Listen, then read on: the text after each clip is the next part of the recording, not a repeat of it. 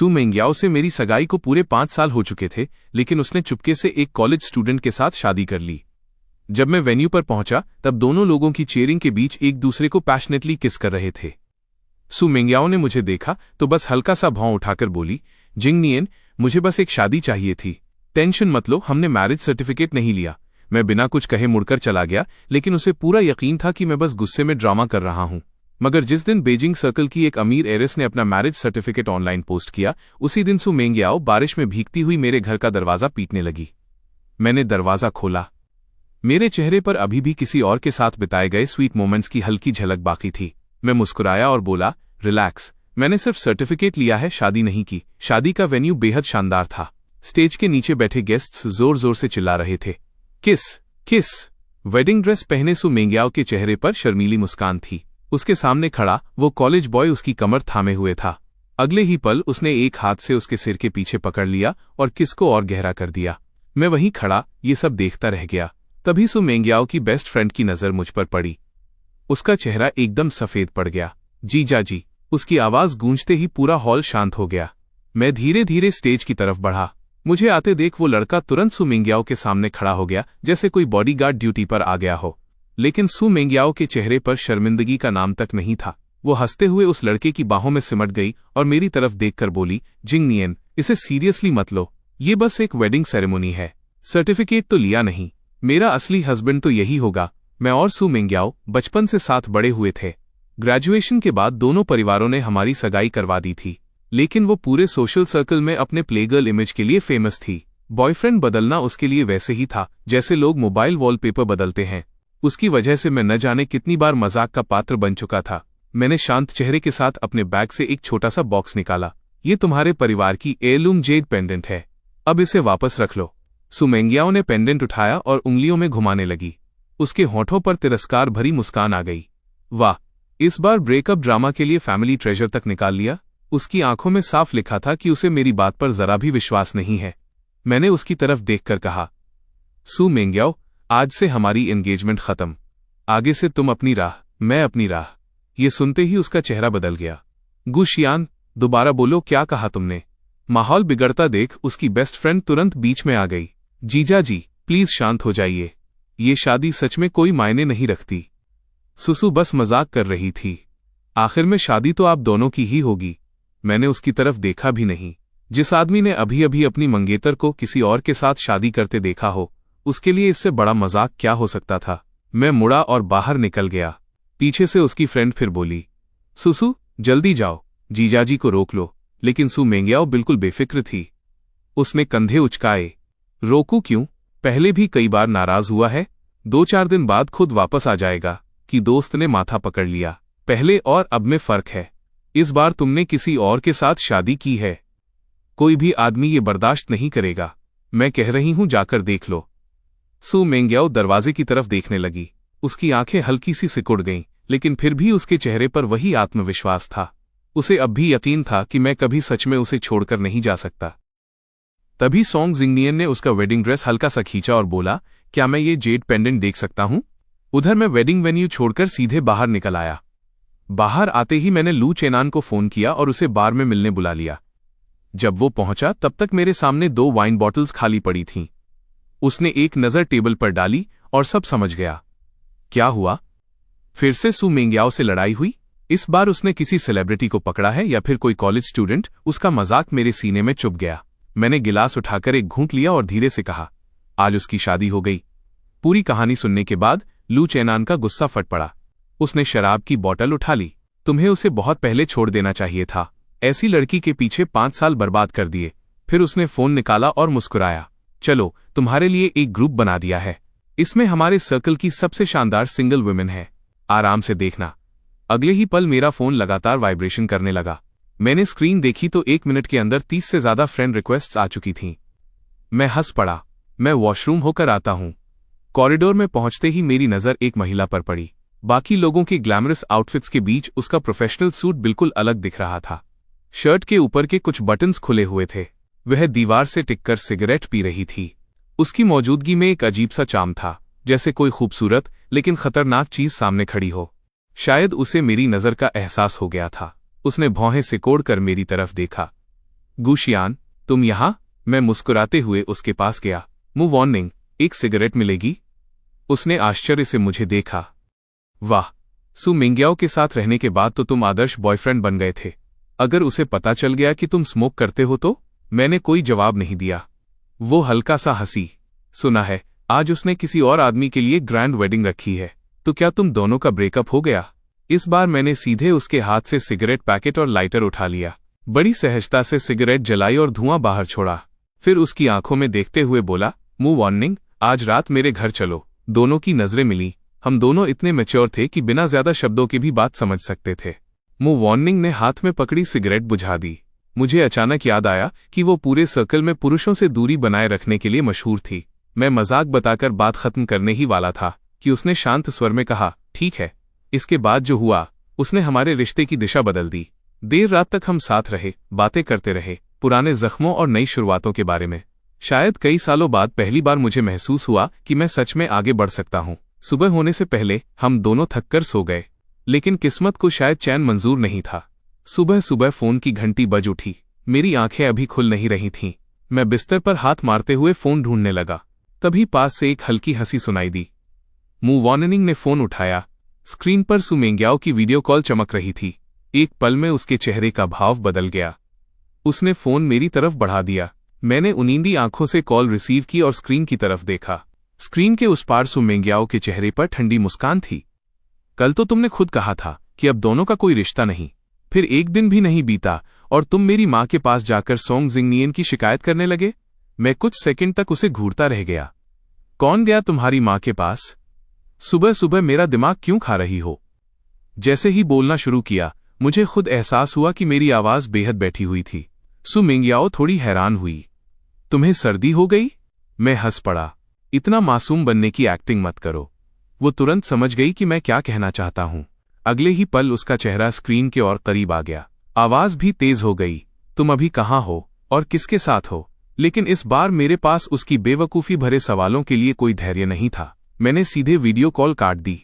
उधर बार में बैठे लोगों ने ये सब देखा तो माहौल फिर गर्म हो गया। सु मिंग्याओ का चेहरा थोड़ा खराब हो गया था।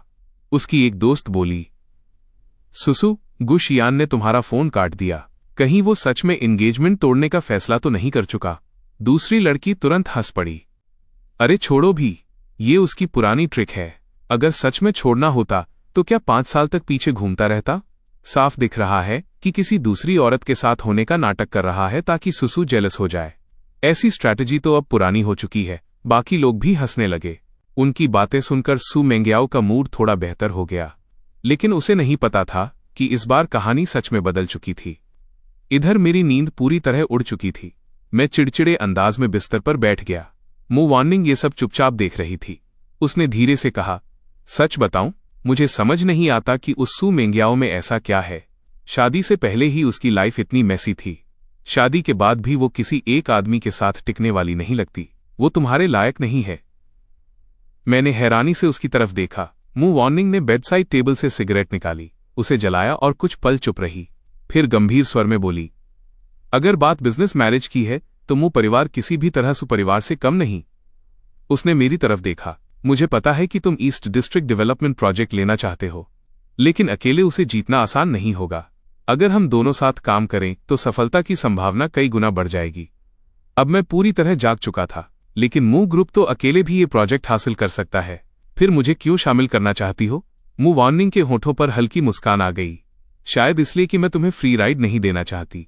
उनकी बात सुनकर मैं हंसे बिना नहीं रह सका। कुछ सेकंड सोचने के बाद मैंने अपना दायां हाथ आगे बढ़ा दिया। तो फिर हैप्पी कोऑपरेशन। मूव ऑनिंग ने बिना झिझक मेरा हाथ थाम लिया।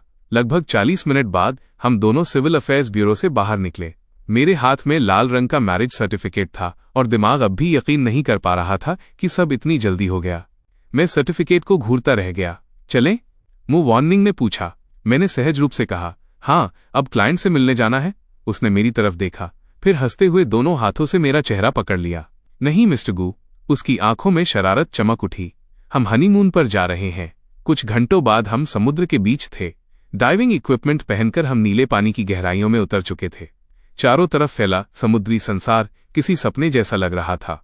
रंग बिरंगी कोरल रीफ्स, चमकती मछलियों के झुंड और पानी के भीतर की रहस्यमयी शांति। सब कुछ अविश्वसनीय था। मुंह वार्निंग ने मेरी तरफ हाथ का इशारा किया और आगे बढ़ने का संकेत दिया। मैं उसके पीछे पीछे नीचे उतरता गया। जब हम एक निश्चित गहराई तक पहुंचे और ऊपर देखा तो सामने का दृश्य सांसें रोक देने वाला था। ऊपर से छनकर आती रोशनी और चारों ओर तैरते चमकदार जीव मिलकर ऐसा नजारा बना रहे थे मानो समुद्र की गहराइयों में कोई सितारों भरा आकाश बस गया हो। समुद्र से वापस किनारे आने के बाद एक स्टाफ मेंबर मेरे पास दौड़ता हुआ आया। सर, आपका फोन लगातार बज रहा था। मैंने फोन ऑन किया तो स्क्रीन पर मैसेजेस की बाढ़ आ गई। हेलो मिस्टर गू, मैं डीके वेडिंग स्टूडियो की मैनेजर हूं। आप वेडिंग ड्रेस फिटिंग के लिए कब आ सकते हैं? हेलो मिस्टर गू, मैं वेडिंग प्लानिंग टीम से हूं। आपकी फियांसी को किस तरह के फ्लावर्स पसंद हैं? हम पहले से अरेंज कर लेंगे। हेलो मिस्टर गू, आपने हमारे यहाँ जो डायमंड रिंग ऑर्डर की थी उसे ट्राई करने कब आएंगे? अगर साइज ठीक ना हो तो अभी भी एडजस्ट किया जा सकता है। वेडिंग ड्रेस, फ्लावर्स, रिंग, जितना पढ़ता गया मेरी भौहें उतनी सिकुड़ती गईं। साफ था कि किसी ने मेरा फोन नंबर हर जगह दे दिया था। तभी फोन फिर बज उठा। स्क्रीन पर नाम चमका सुमेंग्याओ। कॉल उठाते ही उसकी आवाज आई, तुम कहाँ हो? इतने सारे कॉल्स किए, एक भी नहीं उठाया। कंपनी में पूछा तो पता चला तुमने पूरे 1 महीने की छुट्टी ले ली है। मैंने ठंडे स्वर में जवाब दिया, मैं कहाँ हूं, इससे तुम्हें क्या मतलब? और भूल मत, हमारा ब्रेकअप हो चुका है। लेकिन सुमेंग्याओ जैसे मेरी बात सुन ही नहीं रही थी। उल्टा वो हंस पड़ी। तुम अभी भी उस शादी वाली बात पर नाराज हो ना? ठीक है, मैं तुम्हारे लिए भी वैसी ही वेडिंग अरेंज कर देती हूँ। मैसेजेस और कॉल्स मिल गए होंगे। जो स्टाइल पसंद हो सीधे उन्हें बता देना। सब कुछ तुम्हारे हिसाब से कर देंगे। मैं कुछ सेकंड तक चुप रहा, फिर बस एक ही बात निकली, क्या तुम सच में पागल हो? अगर मैं उसे सामने देख रहा होता तो शायद उसका चेहरा और भी मजेदार लगता। उसने तुरंत आवाज ऊंची कर दी, गुशियान, तुम शादी के लिए नाराज थे, अब मैं तुम्हारे लिए शादी अरेंज कर रही हूं। फिर भी प्रॉब्लम क्या है? कब तक एटीट्यूड दिखाओगे? सुन लो, मौका सिर्फ एक बार मिल रहा है। अगर अब भी शादी नहीं करनी। वो रुकी और फिर बोली, तो जिंदगी भर शादी मत करना। यही उसकी सबसे बड़ी समस्या थी। वो हमेशा सोचती थी कि अगर उसने थोड़ा सा भी कॉम्प्रोमाइज किया तो सामने वाले को तुरंत थैंकफुल हो जाना चाहिए, वरना गलती उसी की होगी। इस बार मेरा सब्र खत्म हो गया। सुमेंग्याओ, हमारा ब्रेकअप हो चुका है, मुझे दोबारा फोन मत करना। तुम जिसे चाहो उससे शादी करो, मेरा उससे कोई लेना देना नहीं। दूसरी तरफ कुछ पल खामोशी रही, फिर उसने लगातार 3 बार कहा, अच्छा, बहुत अच्छा, बहुत अच्छा। उसकी आवाज बर्फ जैसी ठंडी थी। गुशियान, मैंने तुम्हें मौका दिया था, तुमने खुद मना किया है, बाद में पछताना मत। कॉल कट गई। मैंने फोन नीचे रखा और लंबी सांस छोड़ी। सच में दिमाग खराब है इसका। तभी मुंह वार्निंग कपड़े बदलकर बाहर आई। मैंने पूरी बात उसे बता दी। उसे लगता है कि मैं सिर्फ उस वेडिंग सेरेमनी की वजह से नाराज हूं, इसलिए अब मुझे भी एक शादी गिफ्ट करना चाहती है। कभी कभी सोचता हूं, मैं आखिर इस औरत पर फिदा कैसे हो गया था। मुंह वार्निंग बस मुस्कुराई। उसने कोई टिप्पणी नहीं की। शायद कुछ बातें बिना बोले ही समझी जा सकती थीं। अगले 1 महीने में हमने दुनिया के कई खूबसूरत कोने देखे। आइसलैंड के रहस्यमयी ब्लू आइस केव्स, टर्की के रंग बिरंगे हॉट एयर बलून्स और न जाने कितनी यादें। ऐसा लग रहा था जैसे मैं पिछले 5 साल की घुटन से धीरे धीरे बाहर निकल रहा हूं। जब हम वापस देश लौटे तब लू चेनान ने मुझे मिलने बुलाया। मैंने आईने में देखा, गर्दन पर बने निशान लाख रगड़ने के बाद भी पूरी तरह नहीं जा रहे थे। आखिर हार कर मैंने एक हाईनेक स्वेटशर्ट पहन ली। रेस्टोरेंट में पहुंचते ही लू चेनान ने सामने बैठकर लगातार 2 गिलास शराब के खाली कर दिए। फिर मेज पर गिलास पटकते हुए बोला, मैं कसम खाता हूं, सुमेंग्याओ पूरी तरह पागल हो चुकी है। बात खत्म होते ही मैंने शांत आवाज में कहा, मैं शादी कर चुका हूं। ये सुनते ही लू चेनान पहले तो हंस पड़ा, उसे लगा मैं मजाक कर रहा हूं। लेकिन जब उसने मैरिज सर्टिफिकेट देखा तो उसकी आंखें सच में बड़ी हो गईं। मुंह वार्निंग? वही मुंह वार्निंग जो मर्दों से दूरी बनाए रखने के लिए फेमस है। तुमने उसे कैसे मना लिया? मैंने कंधे उचकाए। ये जरूरी नहीं है। जरूरी बात बस इतनी है कि उसकी तुलना सुमेंग्याओ से हो ही नहीं सकती। लू चेनान अचानक खुश हो गया। काश मैं वो चेहरा देख पाता जब सुमेंग्याओ को पता चलेगा कि तुमने मुंह वार्निंग से शादी कर ली है। उसका मूड पल भर में बदल गया। आज तो पार्टी बनती है, सारी ड्रिंक्स मेरी तरफ से, लेकिन उसकी शराब पीने की कैपेसिटी हमेशा से कमजोर थी। कुछ बोतलें खत्म होते ही उसका हाल ऐसा हो गया जैसे किसी ने सिस्टम रीस्टार्ट कर दिया हो। मैं उठ खड़ा हुआ।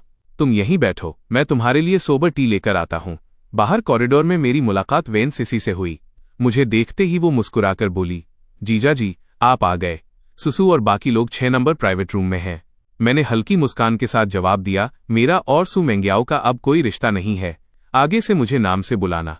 तुम लोग एंजॉय करो। लेकिन उसे लगा मैं अभी भी नाराज हूं। जो हुआ वो सच में गलत था। कम से कम सुसु को एक बार माफी मांगने का मौका तो दे दीजिए। हम लोग 6 नंबर रूम में हैं, बाद में जरूर आइएगा। 3 नंबर रूम में लौटने के लिए मुझे 6 नंबर रूम के सामने से गुजरना पड़ा। तभी अंदर से जानी पहचानी आवाज सुनाई दी। मैंने दरवाजे की छोटी सी दरार से अंदर झांका। सू मेंग्याओ आराम से वेनजिंग की बाहों में टिकी हुई थी। उसकी शर्ट के कई बटन खुले हुए थे। दूसरी तरफ सॉन्ग जिंगनियन के होंठ इतने सूजे हुए थे कि किसी को भी समझने में 2 सेकंड नहीं लगते कि अभी अभी क्या हुआ है। वेन सिसी अंदर जाकर बोली, सुसु, मैंने अभी बाहर जीजाजी को देखा। किसी ने तुरंत हंसते हुए कहा, मैं तो पहले से कह रहा था कि वो तुम्हें भूल ही नहीं सकता। बस 1 महीना कांटेक्ट नहीं किया और आखिर खुद ही चला आया। दूसरा दोस्त बोला, उसे पता चला कि तुम किसी दूसरे आदमी का बर्थडे मना रही हो, फिर कैसे रुकता। लेकिन सू मेंग्याओ का चेहरा खराब हो गया। उसे यहां किसने बुलाया? हमारा ब्रेकअप हो चुका है। किसी ने समझाने की कोशिश की, इतना भी मत बढ़ाओ। ये पहली बार है जब गुशियान इतने लंबे समय तक तुमसे दूर रहा है। कहीं मामला हाथ से निकल गया तो। एक और लड़की बोली, सुसु, सच कहूं तो उसे जाने के लिए बोल दो, वरना थोड़ी देर में फिर ड्रामा शुरू हो जाएगा। तभी सू मेंग्याओ ने अपने पास बैठे सॉन्ग जिंगनियन की तरफ देखा। वो सिर झुकाकर धीमी आवाज में बोला, सू मैडम, आज मेरा बर्थडे है। मैं हंस पड़ा और दरवाजा खोलकर अंदर चला गया। कमरे में बैठे सभी लोगों की नजर एक साथ मेरी तरफ घूम गई। मैंने अपनी हाई नेक स्वेटर का कॉलर थोड़ा नीचे किया। मेरी गर्दन पर बने लाल निशान इतनी साफ दिख रहे थे कि डिम लाइट भी उन्हें छिपा नहीं सकी। सू मेंग्याओ ने जैसे ही देखा वो झटके से खड़ी हो गई। उसकी आंखें सिकुड़ गईं। तुम्हारी गर्दन पर ये क्या है? मुझे पिछली रात याद आ गई जब मुंह वार्निंग ने बिल्कुल शरारती बिल्ली की तरह मेरी गर्दन पर ये निशान छोड़ दिए थे। मैं मुस्कुराया और बिल्कुल कैजुअली जवाब दिया, लव बाइट। सू मेंग्याओ ने गुस्से में हाथ मारकर टेबल पर रखा सामान नीचे गिरा दिया। उसके चेहरे पर छाया हुआ अंधेरा साफ दिख रहा था। ये किसने किया? गुशियान, तुम सच में मेरी पीठ पीछे किसी और औरत के पास चले गए? मैंने उसकी तरफ देखकर हल्के से हंसा। ये किसने किया, इससे तुम्हारा क्या लेना देना? और वैसे भी एक अच्छे ईएक्स को तो मरे हुए इंसान की तरह होना चाहिए। सू मेंग्याओ ठंडी हंसी हंसी। ठीक है गुशियान, अगर मैं आगे कभी तुम्हें कांटेक्ट करूं तो मैं कुत्ता हूं।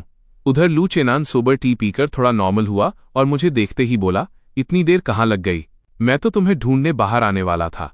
तभी बगल वाले रूम से चीजें टूटने की आवाज आई।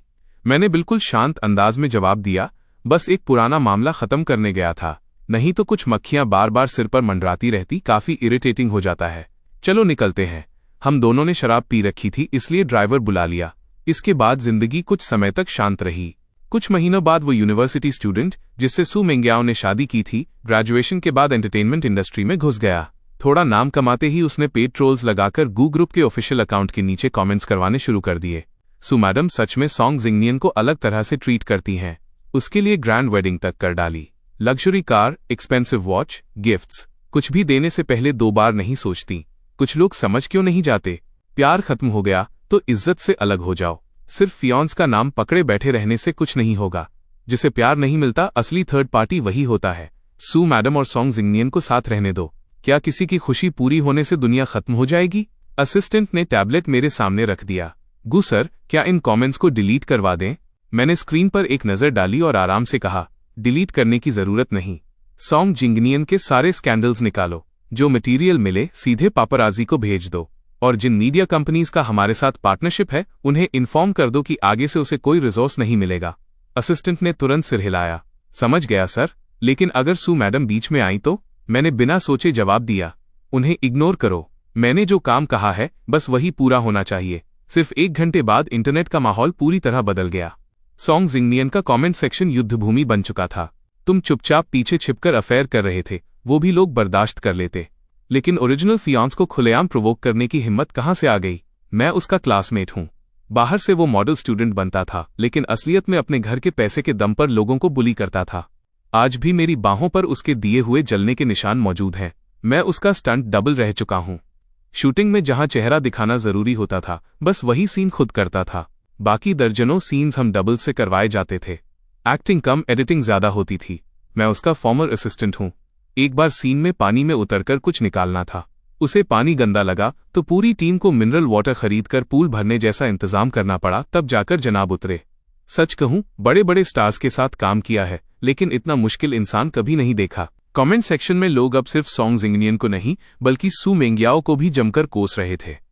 सबसे घटिया इंसान तो सू मेंगियाओ है। हर कुछ दिन में नया बॉयफ्रेंड बदलती है और फिर खुद को इनोसेंट दिखाती है। सच कहूं तो ऐसे लोगों से दूर रहना ही बेहतर है। उसी बीच उसके दोस्तों ने उसे फोन किया। सुसु, तुम्हारा छोटा बॉयफ्रेंड लगातार कॉल कर रहा है। इंटरनेट पर लोग उसे बुरी तरह ट्रोल कर रहे हैं। अगर तुम उसका फोन नहीं उठाओगी तो उसकी इमेज पूरी तरह खत्म हो जाएगी।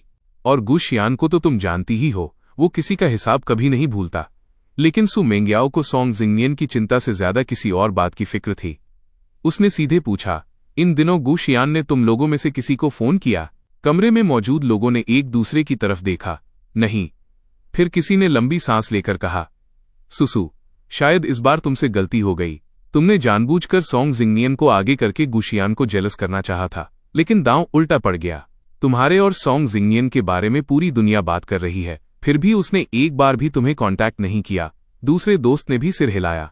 अगर सच में उसे वापस चाहती हो तो खुद फोन कर लो। थोड़ा सॉफ्ट होना कोई हार नहीं होती। कहीं ऐसा न हो कि कोई और तुम्हारी जगह ले ले। सू मेंगियाओ ने बिना हिचक जवाब दिया, अगर उसे जाना है तो जाए, मैं उसके बिना भी ठीक हूं। कोई एक बॉयफ्रेंड चला गया तो आसमान नहीं टूट पड़ेगा। उसी रात मुझे लू चेनान का मैसेज मिला। वैसे एक बात पूछनी थी, मैंने सुना है कि मूव वार्निंग को मर्दों में इंटरेस्ट नहीं है, तो फिर वो तुम्हारे साथ सच में रिलेशनशिप में है? मैसेज पढ़कर मुझे हंसी आ गई। मैं जवाब टाइप ही कर रहा था कि अचानक मेरे पास से हल्की सी खुशबू आई। अगले ही पल एक शांत आवाज सुनाई दी, उसे औरतें पसंद हैं? मैंने सिर उठाया तो देखा मूव वार्निंग मेरे सामने खड़ी थी। उसकी आंखों में हल्की शरारत थी। तो शायद आज मुझे खुद चेक करना पड़ेगा कि ये बात सच है या नहीं। मैं कुछ समझ पाता उससे पहले ही उसने मुझे बिस्तर पर धक्का दे दिया। शायद शराब का असर था, मेरे चेहरे पर अजीब सी गर्मी फैल गई। कमरे का माहौल धीरे धीरे और करीब होता गया। तभी बेडसाइड टेबल पर रखा फोन बार बार बजने लगा। मूव वार्निंग ने फोन उठाकर स्क्रीन देखी और हल्का सा भौं उठाई। सू मेंगियाओ का कॉल है, उठाना है। मैंने सिर हिलाकर मना कर दिया। मूव वार्निंग ने धीमे स्वर में कहा, वो अभी भी तुम्हें छोड़ नहीं पा रही। मैंने थकी हुई आवाज में कहा, अगर चाहो तो उठा लो। उसकी आंखों में एक पल के लिए संतुष्टि की चमक दिखाई दी। कॉल कनेक्ट होते ही दूसरी तरफ से सू मेंगियाओ की नशे में डूबी आवाज आई, गु शियान, मैं नशे में हूं, आकर मुझे ले जाओ। मैंने इतने दिन से इतना हंगामा किया, फिर भी तुम मुझे रोकने क्यों नहीं आए? तभी मूव वार्निंग ने फोन कान से लगाकर शांत स्वर में कहा, मैं बोल रही हूं। दूसरी तरफ कुछ सेकंड तक सन्नाटा छा गया। फिर सू मेंगियाओ की आवाज गुस्से से भर उठी, मूव वार्निंग, तुम्हें शर्म नहीं आती? किसी और के रिश्ते में बीच में आ गई। अगले ही पल उसकी आवाज अचानक नरम पड़ गई, शियान, तुम आ जाओ ना कि हम झगड़ा बंद कर देते हैं। मैंने शांत लेकिन ठंडी आवाज में कहा, सू मेंगियाओ, मैं ये बात पहले भी साफ कर चुका हूं। तुम सिर्फ मेरी EX हो, उससे ज्यादा कुछ नहीं। ये सुनते ही मूव वार्निंग के होठों पर संतुष्ट मुस्कान आ गई। उसने सामने वाले को एक शब्द बोलने का मौका भी नहीं दिया और सीधे कॉल काट दिया। दूसरी तरफ फोन कटने के बाद से सू मेंगियाओ बार में बिल्कुल चुप बैठी थी।